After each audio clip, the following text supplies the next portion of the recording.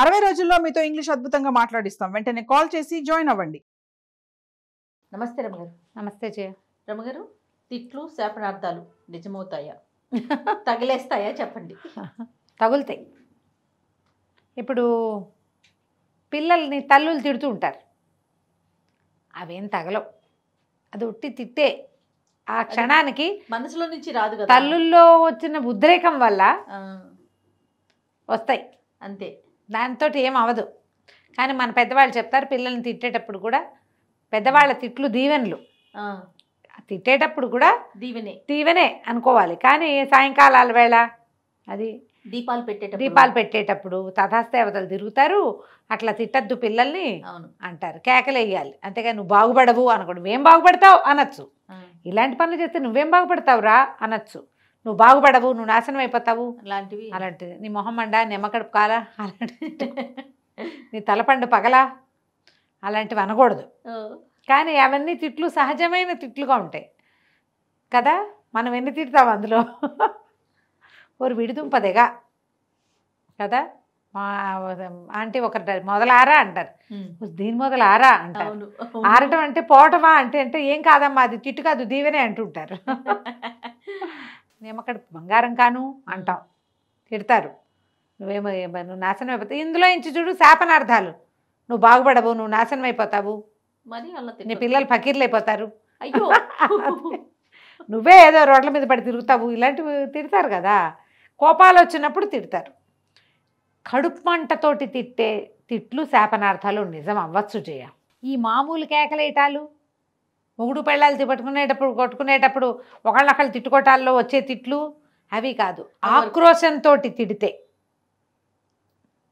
మన వల్ల అవతల వాళ్ళు నష్టపోయి బాధపడి నలిగిపోయి కుంగి కునారిల్లిపోయి అప్పుడు తిడతారు చూడు, అవి నిజమవుతాయి. అన్నీ జరుగుతాయి. జరగకుండా ఎందుకుంటాయమ్మా. ఈ దౌర్భాగ్యపు మన జీవితాల్లో మనం తెలిసి తెలియకుండానే అవతల వాళ్ళ ఇబ్బందులకి కారణమవుతాం. తెలిసినా కూడా ఆగని వాళ్ళు కొంతమంది ఉంటారు, ఆగలేని పరిస్థితులు కొన్ని వస్తాయి.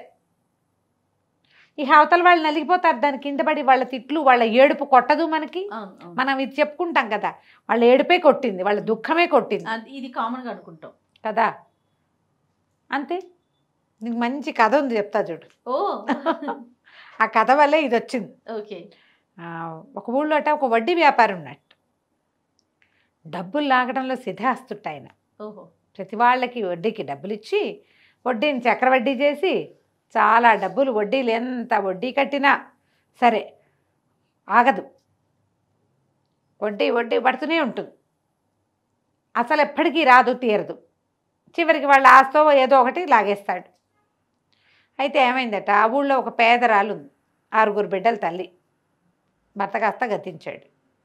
ఆవిడ తన ఇల్లు చూపించి ఈయన దగ్గర ముందు ఒక 30 రూపాయలు అప్పు చేసింది. కొన్నాళ్ళకి ఏదైనా వడ్డీ అసలు చెల్లబెట్టలేదు, వడ్డీ కట్టలేదు, పైగా ఇంకొక 15 రూపాయలు మళ్ళీ తీసుకుంది. ఈ రూపాయల గోళ ఏమిటండి అంటావు నువ్వు. ఇప్పుడు పాత రోజుల్లో 80లో 70లో 60లో కథ ఇది. అప్పుడు రూపాయే లెక్క. బహుశా 15 లక్షలు, ముందు 30 లక్షలు, తర్వాత 15 లక్షలు అయి ఉండాలి ఇప్పటి కాలంలో. తీసుకుంది. ఈయన వాళ్ళ ఇల్లు లెక్కేసుకున్నాడు. అదొక మంచి గుడిసె, దిట్టంగా ఉంది. ఎంత కాదన్నా ఒక 170-190 గజాల స్థలం, 200 గజాల స్థలం అనుకో.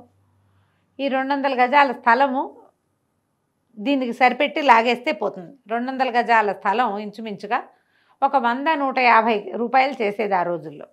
మరి ఇప్పుడు ఈ డబ్బులకి వడ్డీ వేసి అది 100 రూపాయలు లెక్క కట్టి ఆ ఇంటికి లాగేస్తే సరిపోతుంది అని ప్లాన్ చేసుకుని బయలుదేరాడు. బయలుదేరేసరికల్లా ఆయనకి ఆ ఊళ్ళో పిశాచాలు ఉండేవి. చింత చెట్టు మొదట్లో ఒక చింత చెట్టు మీద నుంచి ఒక పిశాచం దిగింది బ్రహ్మాండమైన ఆకారంతో. ఈ దౌర్భాగ్యుడు ఆ పిశాచాలను చూడగలిగే కళ్ళున్నాయి, పిల్లి కళ్ళు వాడికి. అలా అనేవాళ్ళు జయ. పిల్లికలు వాళ్ళకి దెయ్యాలు కనిపిస్తాయి అనేవాళ్ళు. అవునో కాదో. ఇది చూసి అబ్బో మా ఊళ్ళో ఎవరికో మూడిందే అంటే ఈయన అడిగాడు. ఆ పిశాచం అడిగింది, మరి నువ్వెవరి కోసం బయలుదేరావు, నువ్వెవరికి మూడగొట్టడానికి అనేసరికి ఈయన చెప్పాడు, ఆ పాత రోజుల్లో 30 రూపాయలు అప్పించాను ముసలమ్మకి, మరి మళ్ళీ 15 రూపాయలు తీసుకుంది, అంటే 45 రూపాయలు. 150 చేసే ఇల్లు ఒకటి ఉంది, 100కి సరిపెట్టి అది లాగేద్దానికి వెళ్తున్నాను అని వివరం అంతా చెప్పాడు తన వ్యాపార రహస్యం. పిశాచం అంది, మమ్మల్ని అందరూ ఆడిపోసుకుంటారు కానీ మీ మనుషుల్లో మమ్మల్ని మేము మించిన వాళ్ళు ఉన్నారు, నువ్వు మామూలు వాడివే, 45 రూపాయలకి 150 రూపాయలు ఇల్లు సరిపెడదామని చూస్తున్నావే, మీరే గొప్ప గ్రేట్ మాకంటేను, మాకు మీ అంత జాత కాదు అన్నది పిశాచం. ఇద్దరు కలిసి నడవడం మొదలుపెట్టారు. నడవటం మొదలు పెడితే ఒక ఇంట్లో అరుగు మీద ఒక పిల్లాడు కాళ్ళు ఆడిస్తూ కూర్చున్నాడు.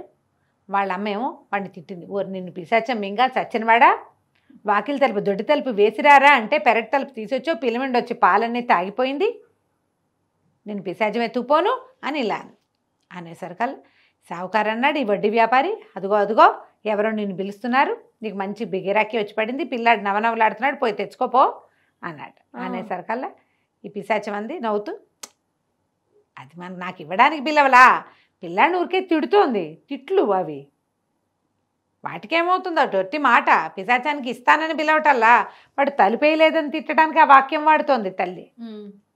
ఎవరైనా రెడీగా ఇచ్చేసే పరిస్థితి వస్తే అది వేరే కథ, ఇవేం మనకు పాఠం, ఈ ఆహ్వానం నాకు సరిపోదు అని పిశాచం నడవటం మొదలెట్టింది. ఆ వాకిట్లో కూర్చున్న 10 ఏళ్ల పిల్లాడు లేచి లోపలికి వెళ్ళాడు. వాళ్ళ అమ్మ ముటికాయ ముట్టి వాకిలి తలిపేసి వాడిని లోపలికి తీసుకుపోయింది.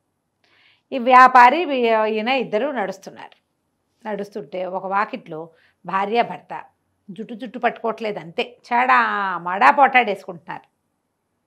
పోటాడేసుకుంటూ ఆయన అన్నాడు, ఓసి నేను మొహం మండా, నేను పిశాచం మింగయ్యా, నా రూపాయలన్నీ తీసుకెళ్ళి మీ పుట్టింటే దాన్ని పెడుతున్నావు కదే అంటే మా నాన్న ఇచ్చేస్తాడని చెప్పాను కాదు అని ఆవిడ అంటోంది.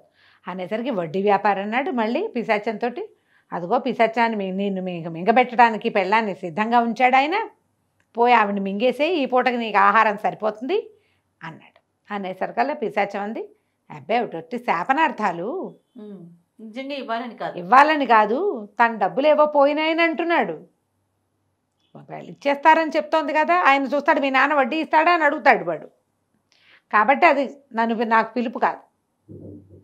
నడిచారు. ఆ ముసలి ఆవిడ ఇల్లు వచ్చింది. 6 బిడ్డల తల్లి ఉందిగా పేదరాలు, ఈ వడ్డీ వ్యాపారి తలుపుకుంటాడు. ఆ పిశాచం ఆ పక్కనే నిలబడి చూస్తోంది. వచ్చి, పిన్ని బాగున్నావా, మరేమో నువ్వు పేద్దానివి, మరి 45 రూపాయలు ఉన్నాయి, నువ్వు ఇవ్వవలసినవి, నువ్వేమీ చెల్లుబెట్టలేదు, మరి ఆ వడ్డీ ఈ వడ్డీ అన్ని వడ్డీలు కలిపితే 100 రూపాయల దాకా పడుతుంది పిన్ని, నువ్వేమి ఇస్తావు చెప్పు, పెద్దదానివి, పిల్లలు ఇంకా గడిగట్లేదు చూడు నీ పిల్లలు, మరి నువ్వు ఒక పని చెయ్యి, ఇల్లు ఇచ్చేసేయి, నాకు